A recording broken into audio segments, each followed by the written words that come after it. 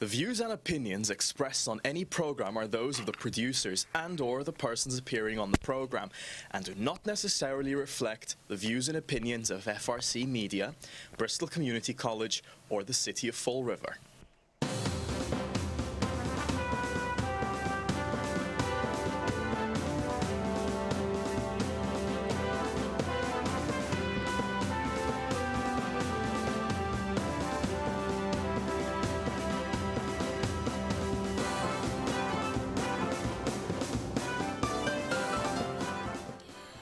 Well, hello. Welcome to Spindle City Straight Talk. I'm Chip. And I'm CJ. And it's Monday. Off to the races for another week in the Riv. Yep, and it's a lovely day for all the Patriots fans today. They're all ecstatic. They pulled it out of their derrieres again. They got another gift. They let somebody get behind them in the end zone, and the shortest guy in the end zone catches the pass. Hey. It's all that mattered. They won. Oh, that's it. So yeah, I know. And they'll be playing the Eagles in 2 weeks. Yes. So Patrick Higgins said, "Hey, if the Eagles win, we're going to have to go to Philadelphia for a cheesesteak." Oh yeah. Oh, good Philly cheesesteak. Yeah, that's it.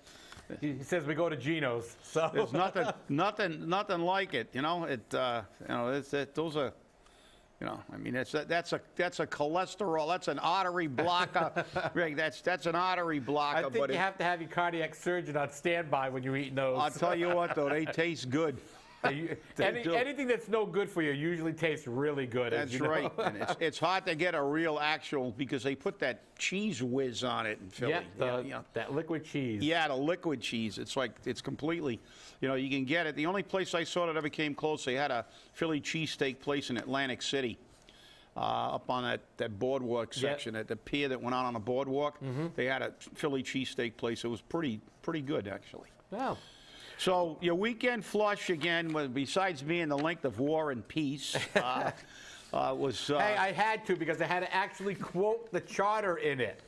The charter, the infamous charter. Now half of them that supported the charter don't want it anymore because it interferes with their agenda. See, that's the great thing about being them. It's like it only applies if it benefits me. Now when it doesn't benefit me, I don't want this charter. Yeah, I know. They're already asking how do they repeal it? Well, you voted for it, and now you don't like it. So guess what? But it says in the charter, and you quoted it.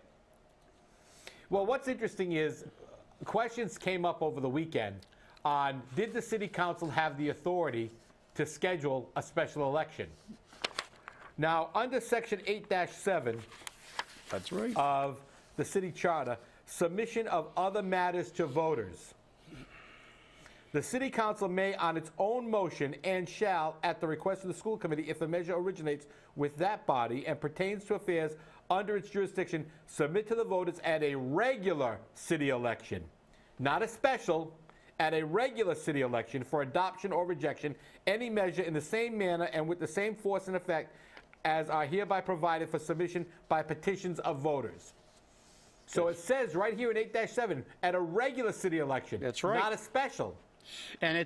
So they have no more right than the voters, because actually they represent they're supposed to represent the voters, the city council, and it should be at a regular election. So you would say, well, but let's see if our corporation council comes up with some exclusion, because anything that benefits them, they can. But I can guarantee you one thing. If this was a petition from the voters, they would be saying, absolutely not. You guys can't have a special election. It has to be at a regular election, because they would not be in favor of it, because it was a voter initiative. But actually, a voter initiative does have a provision for a special election. So if they want a special election, they have to get the voters to sign on for it. And they have to get 20% of the voters. Well, but there's a proviso. You can have a special election only if you, and normally, when's the last time we got 20% in a special election for anything? Exactly. Look, that's, there's a proviso that you can get they could use that. Hey, I'm going to give Joe his exception. Say, see, the voters can get it. They can have a special election. if they get 20% of the voters. So Right.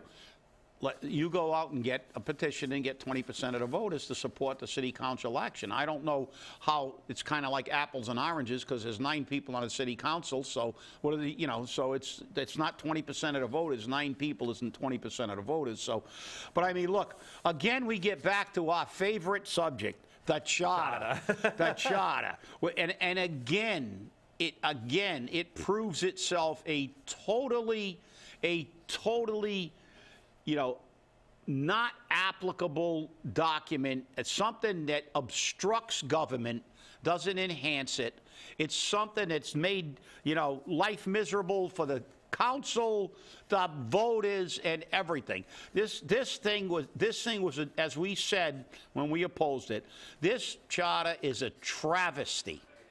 It's a travesty. It flies in the face of democracy. Hey, and there's no argument here.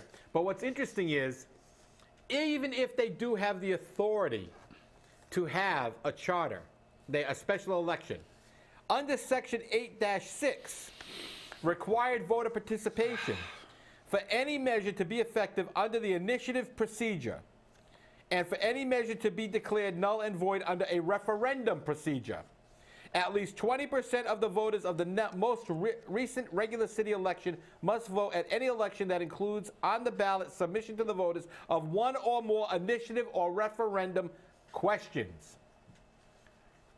So 20% of the voters have to go out and vote on this for it to be classified as valid. And then, of course, the former Charter Commission chairman, Mike Maioza, made comments to the media that I don't think that applies to this particular issue.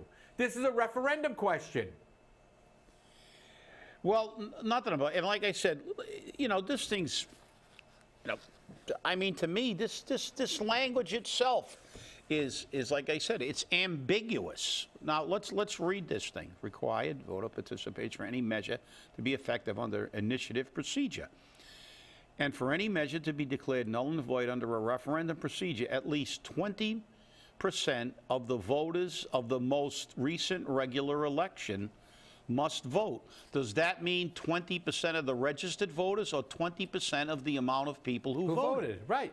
So right off the bat, I can say I can't. This is ambiguous to begin with. What does this thing mean? This should have been clarified. It should have said 20% of the people who voted in the last election or 20% of the registered voters. So this is crap. We paid this clown $40,000 to write this thing that's good to if you run out of toilet paper, you know. And even then, you don't like soft tissue. So and then they hired him again in the housing authority to do a search. And he can't find anybody. And he didn't find anybody, so they're going to rehire him to do another search. So I don't know who this guy knows in the city, but he's making a lot of easy money because this is bull. I mean, you look at this stuff and everything you read is ambiguous. It's not really clear. Now everybody's making interpretations. That's not the way it's supposed to be. It's supposed to be the foundation of our government. This is our charter. This is fundamentally our Constitution. And it's like, okay, this is the way the city is supposed to be run. This dictates how the government is supposed to represent us. And so far, what are we? How long has this charter been in effect? A couple of months. It's been nothing. Nobody's ever gotten a clear, clear opinion of anything. There's always opinions, and now you've got the architect of this disaster, Mr. Maioza, now rendering his opinion, because it's only an opinion. He thinks it's not. Well, you shouldn't be able to think. You should say the charter says.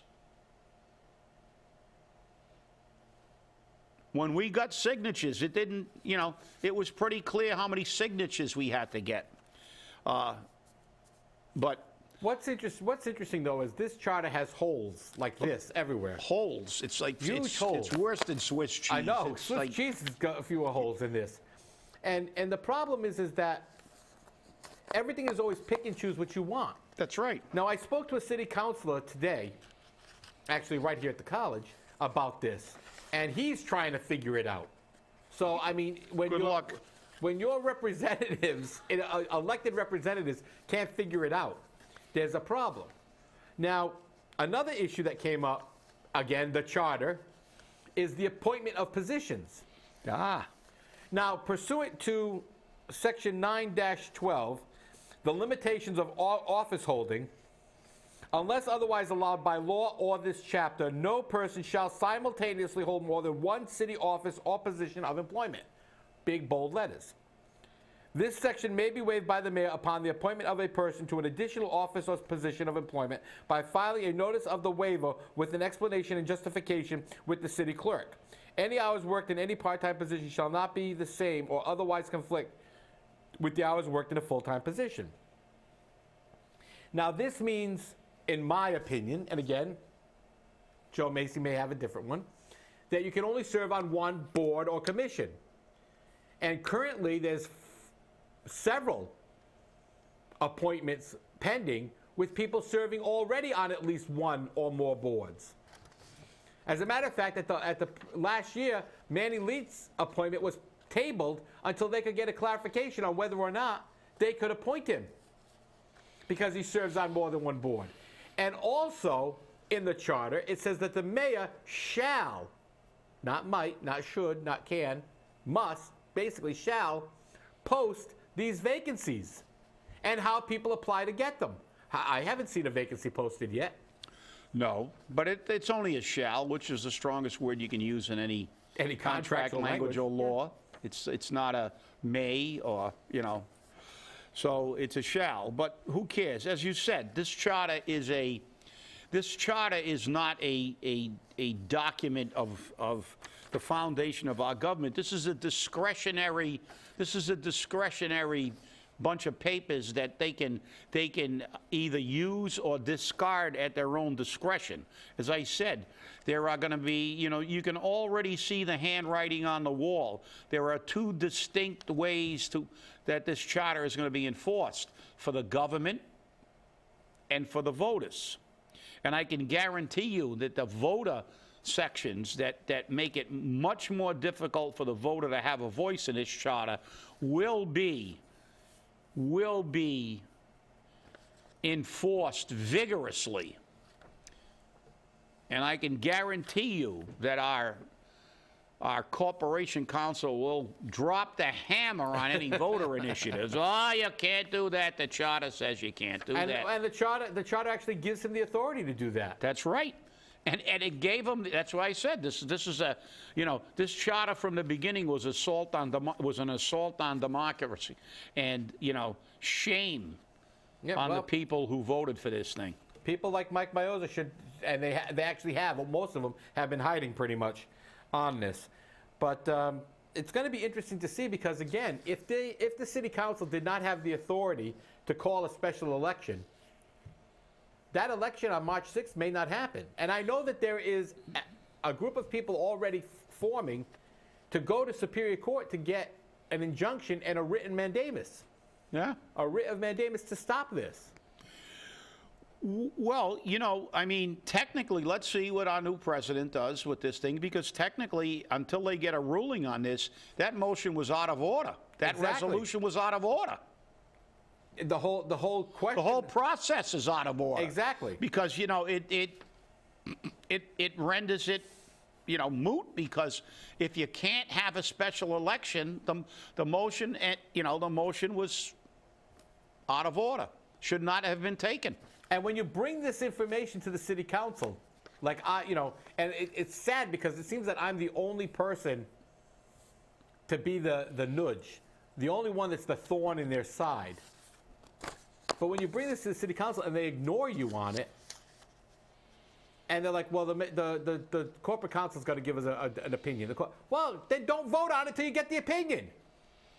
Yeah, well, you know, it's kind of like the people who like the Constitution only when it benefits them. It's like when they're saying something that you don't like, they say, well, you know, I've got a constitutional right to freedom of speech. But when you say something that they don't like, it's like, you can't say that.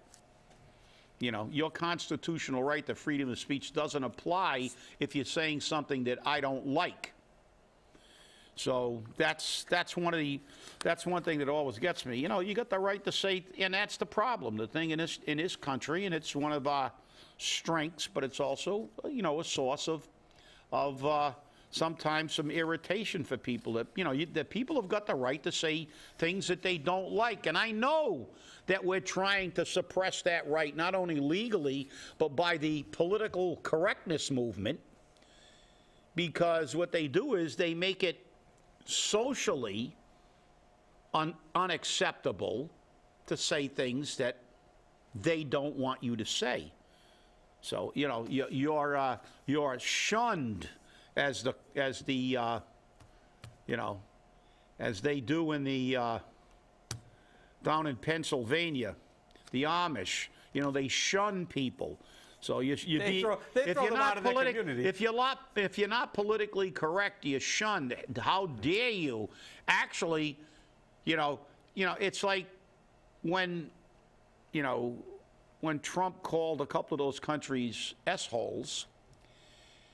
Oh God, it was the condemnation. The political correctness is horrible. Well, guess what? He didn't condemn people. The people. He didn't say that, you know, Haitian people. He said the country's a crap hole, and guess what? It is. It's like saying that, it's like trying to pretend that Fall River doesn't have a drug problem. You know, oh, let's be politically correct, and let's sue Big Pharma and blame everybody and pretend that we don't have an issue. But then you say we have to sue Big Pharma because we do have an issue. So, you know, this is the whole thing with the political correctness movement. The hell with it. You should be able to say what you gotta. If you don't like something, you don't like it.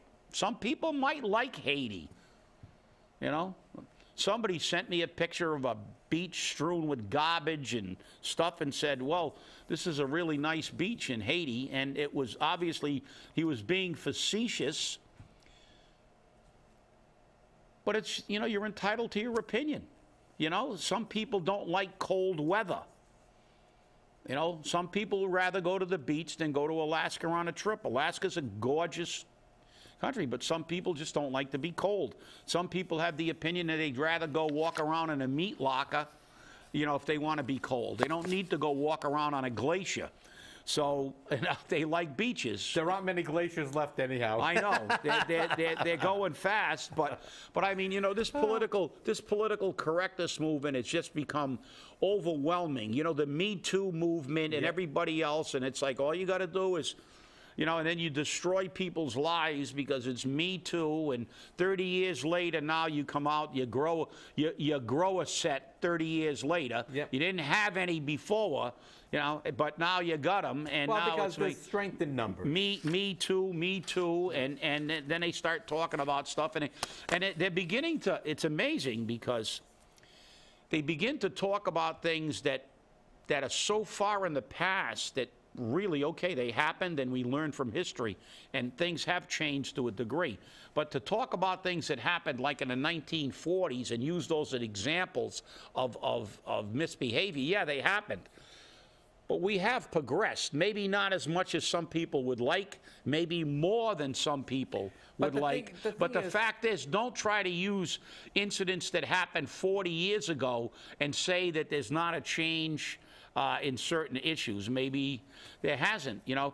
And if you think that, you know, you need some serious, you know, narcotics, if you believe that we are going to eliminate the victimization of people by other people by this crap, because the reality is, a wise man once said, and I quote it here every once in a while, man is the only animal that blushes and the only man that needs to.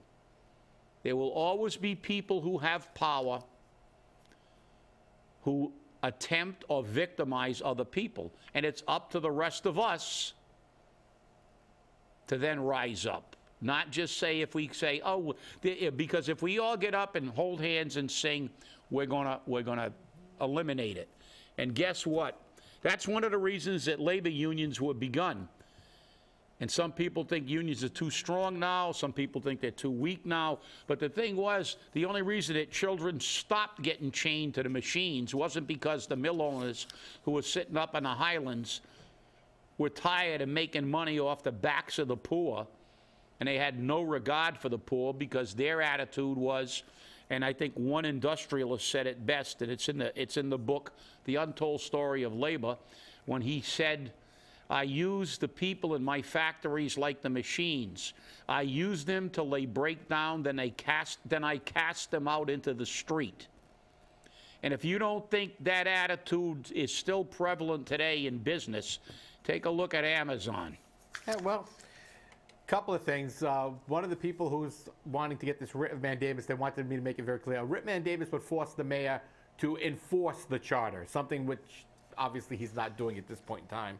And also, our partners at Channel 12 have given us the breaking news that the school principal who was charged with failing to contact DCYF over a gym teacher who was sexually touching children inappropriately has been found guilty for not notifying them. Yep, I just got it too on my phone. Yep. Violet Lamar, who has been on paid administrative leave from the Harry Kazarian Elementary School for the entire school year, was convicted Monday of the single misdemeanor charge, following a 4-day bench trial before District Judge James J. Carrillo. I found her testimony and her actions in this case to be false and deceptive. That's pretty strong. That's pretty strong. And I also got a text in from our favorite charter commissioner who said CJ is correct. One board or commission. That was the intent that they supposedly had when they were putting together this charter. Right, and I mean this is the whole point. But this mayor knows this. He's had this charter, and he keeps appointing multiple people to multiple boards. You can't do it. You can't do it, and he's the one that's charged with enforcing the charter, which I think was a big mistake. I think that was a huge mistake. Yeah. I guess it was, because how many people been complaining for years that this city had too much power in the mayor's office? Right. And then they write a charter that gives them more power. So go figure. It just gets to be ridiculous. It is. You had mentioned narcotics. That was your segue. Yep. You had mentioned narcotics. Well, last week, as many of you may or may not be aware, the mayor decided to wage war on Big Pharma, on your tax dime. So, yeah, he's waging war, even though the Attorney General's already filed a suit. Exactly. And this is another one of our mayors, rattling the saber. I got some press. Look at me. I'm taking on Big Pharma. Well, guess what? He said something in here that was quite. They said we're number 3 in the state in opioid problems, behind Boston and Lowell. Well, I disagree proportionately, again, because they don't know proportions. I think and we were behind Boston and Lowell. Well, number 1, Boston's more than 5 times the size of the city of Fall River. Oh, actually, it wasn't his article, I think. This is by Joe Good. Yeah, it said that Fall River's behind Lowell. Lowell's got 110,000 people, which is almost 40,000 more, more than us. Right. And of course, Boston has got over 500,000. So I think that we're number 1. Proportionately, yeah, so we're going to take on Big Pharma. Oh, there's another saber rattling. It's politically correct. All the politicians want traction. They all want to fight. This is Massachusetts. Welcome to. We're going to fight for the DACA and against opioids, and this is it. So it's politically correct to do this. And why? We don't have enough problems in this city. The taxpayers are getting killed in this city. We can't look for ways to not raise taxes and fees. We got to go out and fight Big Pharma. Let the state fight Big Pharma. The Attorney General's filed suit. We've got all kinds of people filing suit. You really think Fall River? And we hired one of the biggest firms in the country. Yep, he signed an agreement before his press conference. The largest plaintiff litigation, one of the country's largest plaintiff litigation firms, who I'm sure has given us a discount rate. Ha, ha, ha. Yeah, money is never an object when it looks for political correctness. And but the hell with the taxpayer. The hell with the people that are going to go down the toilet. Let's worry about the opioids. Let's look at who Motley Rice represents. They're representing the states of New Hampshire, Kentucky, South Carolina, and Alaska, the city of Chicago, several counties in California, New York, and New Jersey, as well as the city of Quincy. And the thing is, the mayor says we don't have to pay anything if we don't win. Wrong. That's not the way it works. We don't have to pay anything except the fees. Fees, that's right. We have to pay the fees. And those fees get to be huge. Oh. You take a few depositions, and you'll see how big those fees get to be. And that's going to come out of our taxpayer pocket. And why did he do it? He wants to make Fall River part of the national conversation, quote, unquote. Yeah, well, let's make Fall River part of the taxpayer conversation because, you know something, I'm getting tired of this garbage because... that's why I always stay angry. You're getting paid to run this city and do something for the people who live in this city. Let the state and federal government deal with Big Pharma. Run the city. Run the city. Have some sensitivity for the people who are going bankrupt, trying to pay all the taxes and fees you're dumping on them. So how about paying attention to maintaining our buildings so they don't fall apart? And we don't have to spend $264 million 40 years later. When you got other buildings in other places that are built that are still fine and they're 100 years old. The sad part about it is that this administration has never met a dime it can't spend. It will find a dime and spend two. Well, it's the millennial attitude. It's like they don't pay their own bills. What is it? How many? 85% of the millennials still live with their mommy and daddy. Yeah. And they don't pay any bills, and all they care about is having fun. So we're in the conversation nationally. I don't care about the conversation nationally. How about the conversation here? How about hiring that firm to figure out why CVS Caremark is manipulating Massachusetts state law to increase the cost of drugs to retirees that don't have the money, taking generic drugs and charging them like it's a brand name. How about you spending the city's money to help? I'm filing a complaint with our state delegation and with our federal delegation. Where's the city of Fall River? You know where they are? Nowhere, because they don't care. Because the more I pay for my prescriptions, the less they pay. They're making money on the deal while people are getting victimized. And and that's it. It's all about money. Where are you? Help us with that. We got a meeting tomorrow, the Insurance Advisory Committee. Let's see you walk in here and hire a firm to help us fight CVS Caremark. They're Big Pharma. They're the biggest pharma. Boy, you want a lot, don't you? Oh, yeah. The hell, I want them to take care of the people who live in this community. That's asking a hell of a lot, I can tell you. So, again, call your city councilors, call your mayor, and let them know they don't have the authority for this election under the charter. And, Mr. Mayor, enforce this charter. It's about time you do. Hey, that's our music. That's the end of our show. Thanks for watching, and we'll see you on Wednesday. I can't wait for the rest of the week. Stay angry, everybody.